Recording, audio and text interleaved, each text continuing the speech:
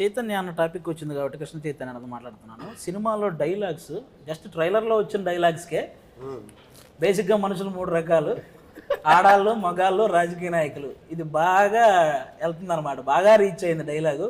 ఇంకా ఈ సినిమాలో డైలాగ్స్ ఎలా ఉండబోతున్నాయి అన్న? అంటే బేసిక్గా నేను చేశాను కాబట్టి నాకు కొన్ని తెలుసు, ఇంకా మేము లేని సీన్స్ కూడా మీకు తెలుసు కాబట్టి. సినిమాలో చాలా చాలా ఐకానిక్ సీన్లు, అదిరిపోయే షార్ట్లు ఇంకా చాలా ఉన్నాయి అన్నట్టు.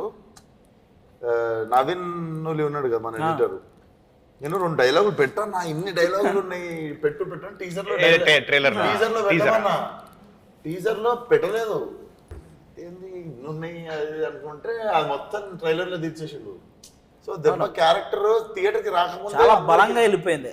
ముఖ్యంగా బేసిక్గా నేను నా చిన్నప్పటి నుంచి నేను చూస్తాను అన్ని సినిమాల్లో ఇలా మీసం తిప్పడం చూసా, లేకపోతే ఇలా తిప్పిన వాళ్ళని చూసా, ఇలా ఇది ఈ కొత్త స్టైల్ ఏంటన్నా ఎవరు అది డైరెక్టర్ గారు చెప్పారా, మీకు అనిపించిందా?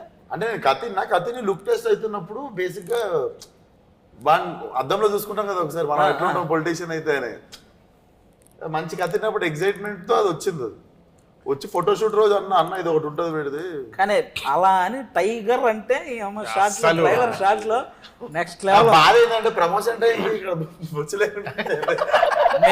మీకు ముందే చెప్తున్నాను, గ్యాంగ్స్ ఆఫ్ గోదావరి సినిమాలో ఎక్కడైతే ఇలా తిప్పి టైగర్ అన్నాడో ఆ సీన్ మాత్రం మిస్ అవ్వకండి. థియేటర్లో బ్యాక్గ్రౌండ్ ఆర్ఆర్తో బద్దలైపోతుంది. ఆ సీన్ తర్వాత క్యాజువల్ గా మొన్న చేతు నేను మాట్లాడుకుంటున్నాను.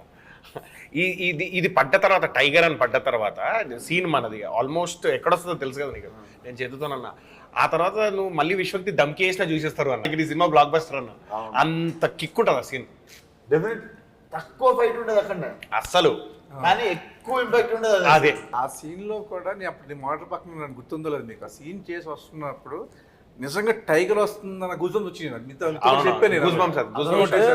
మామూలుగా లేదు అసలు. ఆ హెయిర్ కట్ చేసింది కానీ, ఆ గడ్డం, మేసం, బాడీ లాంగ్వేజ్, అసలు ఈ సినిమాకి ఎంత ప్లస్ అయినాయి అంటే ఇంకా చాలా మంది ఇంక సింహాద్రిలో ఎన్టీఆర్ గారిని చూసినప్పుడు ఒక కిక్ ఉంటుంది, అలాంటి కిక్ మళ్ళీ గ్యాంగ్స్ ఆఫ్ గోదావరిలో మీకు, అంటే మీరు ఎదిగే స్థాయిలో ఇలాంటి సినిమా పడడం అనేది, అంటే ఇప్పటివరకు విశ్వక్సేన్ గారు అంటే ఒక టైర్ 2 హీరో, ఇలాంటి ఒక ఇది ఉంది కదా.